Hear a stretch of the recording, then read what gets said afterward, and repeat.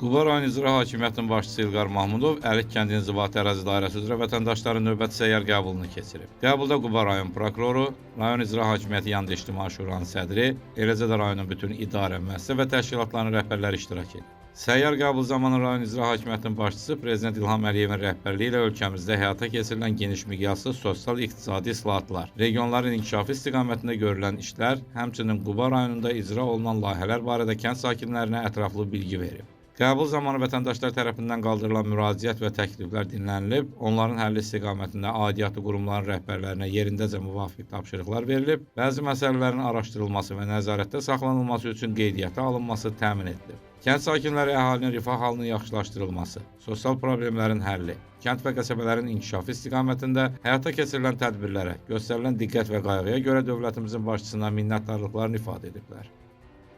Yolla bağlı biz Cənab Prezident qarşısında vəsadət qaldırdıq, müraciət elədik, təkliflərimizi verdik. Həm də onların bir hissəsi turizmin inkişafı ilə bağlı olduğuna görə əsaslandırmanın bu səpkini apardıq və sağ olsun Cənab Prezident Quba üzrə 7 istiqaməti təsdiq elədi və Baş nazirin imzası ilə 2024-2028-ci il proqram təsdiq olundu. Səyyar qəbuldan əvvəl rayon rəhbəri aidiyyatı şəxslərlə birlikdə Qırızdəhnə kəndində yaradılan şəhidlər xatirə bulağını ziyarət edib, vətən uğrunda canlarından keçmiş qəhrəman şəhidlərimizin əziz xatirəsinə ehtiramla yad edərək abidənin önünə gül dəstələri düzüb.